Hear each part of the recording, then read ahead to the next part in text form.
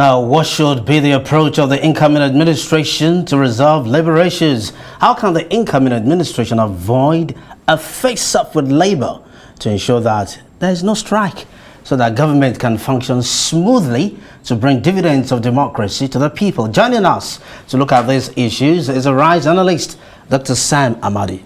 Dr. Sam, thank you for joining us tonight again. Thank you. Thanks. Another Labor Day tomorrow. A lot has been said about the demands of labor and the obligation of the government to the people, and of course the labor who are indeed the engine room of the economy. How would you assess the performance of the government in the last 8 years to the labor union? Well, I think it has been very poor. I mean, obviously, if you had 7 months or so, university teachers on strike, you had several strike warnings, not just the federal government, state governments as well. We see labor on strike in Kaduna. We saw labor had a major face-off with the government of Kaduna State, River State, and every other places. Oftentimes on issues of wage and minimum wage and payment of salaries and emolument. We saw recently labor fallout with Imo State government, last month or so. So essentially, I will give a failing grade now. Partly because, like you said in the intro, it's not just that the problems are inherited, they're legacy issues. And globally, there's a certain 2 ways of looking at labor. Some governments see the labor as a partner in progress, part of corporate governance. You see, especially in Scandinavia, in Sweden, and several places in the UK, under the Labour Party in the 1946, up to 70, 80, before Thatcher came in the US, under FDR and LBJ, the notion of inclusive society, good society. You saw the notion of labor being a partner. So government engage them in good faith, holistically. But we've seen with some changes in the neoliberal economics, a new thinking that part of the way to get reform is to crack down on labor, break up labor. So Obasanjo started with TUC, NUC, as a way of splitting labor centers and therefore weakening collective bargaining. But so I think the paradigm has been that labor is seen as a spoiler, and therefore there has not been a good faith in giving to labor. 2 is that there is certain thinking that a country that wants to make economic progress has to fund social welfare, economic sector, so education, teacher salaries, and all that begin to take less priority, and that's the wrong economics that as we are seeing, because that's the economics that emphasizes that maybe you can build an economy by looking at just the financial, looking at the balance sheet of businesses, and not looking at the balance sheet of households and a critical group like the working class.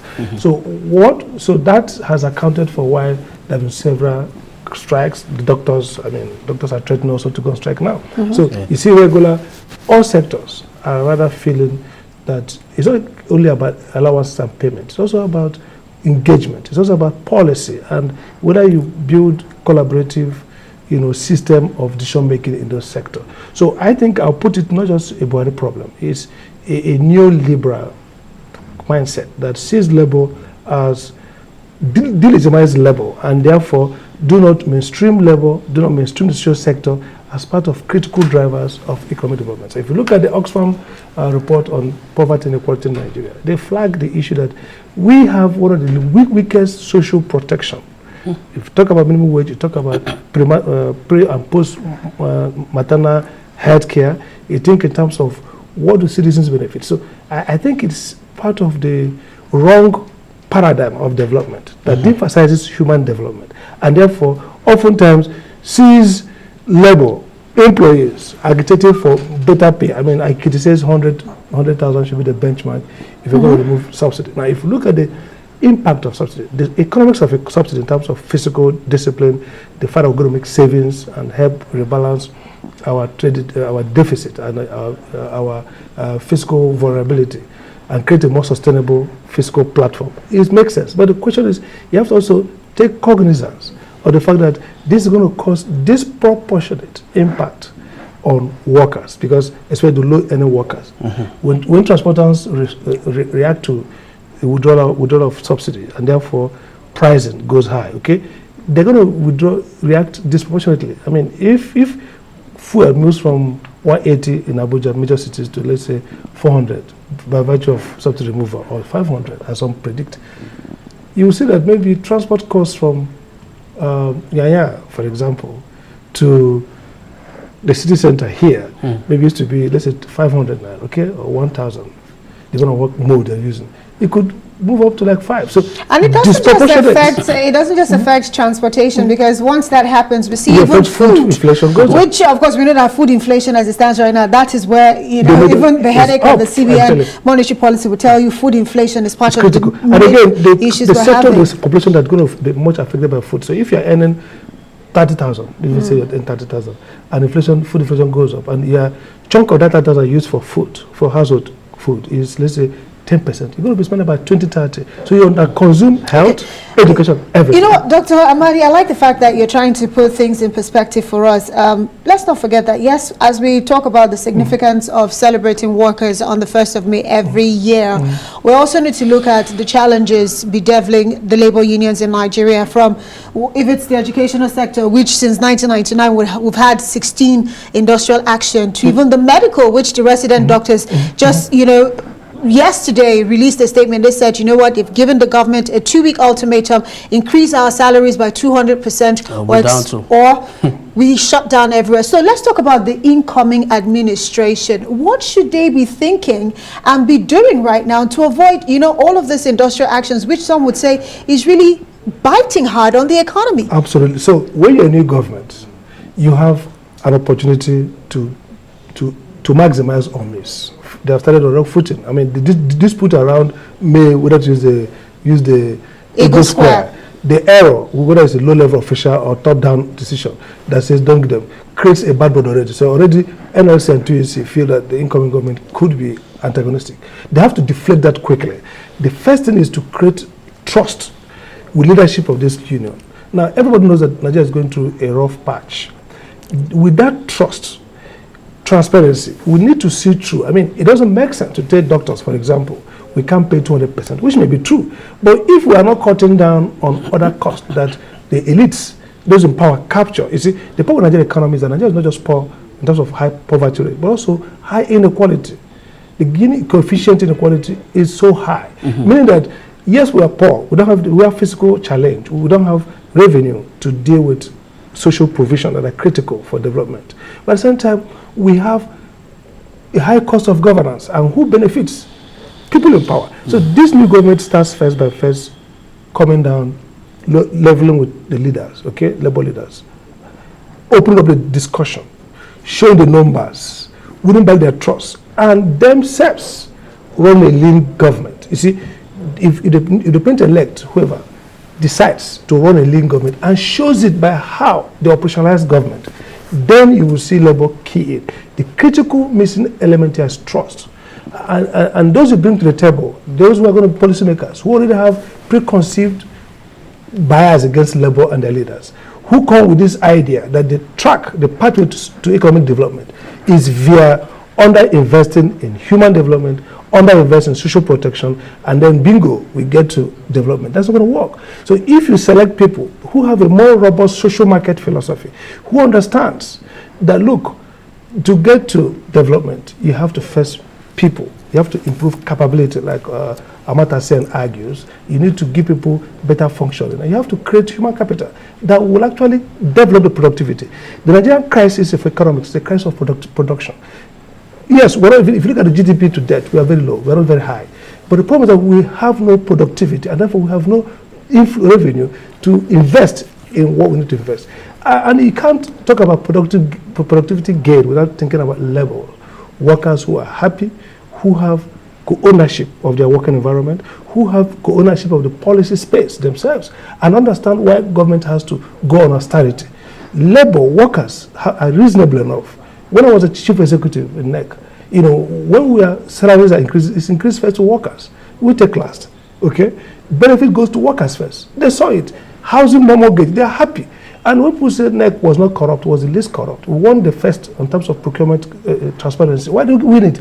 Everybody in NEC has a house of its own on mortgage. Interesting. With 1% decline. So you need to invest in these workers. You need to show them that they're part of government, and therefore they will understand. I think the first thing the government must do is to rebuild trust first. And I think the action last week of denying, and thank God they came back to give them that venue at Eagle Square, that would have been calamity. You just can't start with labor in a new government, and the old government now creates a bad blood for the new government. Interesting. So I think that idea to get back to labor, get them back to the Ego Square, and demonstrate good faith with them is a starting point.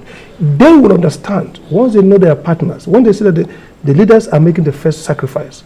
I totally agree that some of the economy is so bad that we can't pay everything we need to pay. Okay, so what? But head court should start with the leaders before it gets to the suffering workers. Yeah. Okay, so what you're suggesting is an open communication between the government and the labor, such that they can carry the labor along, such that the labor will not be making unnecessary demands. Okay. And labor will understand why they have to. Why they have to do what they're doing, understand their policy framework. Okay, now it's interesting. But then let's also look at one area. You mentioned labor being happy, what makes labor happy. One area that's critical and that they've been agitating for over the years is the casualization of workers.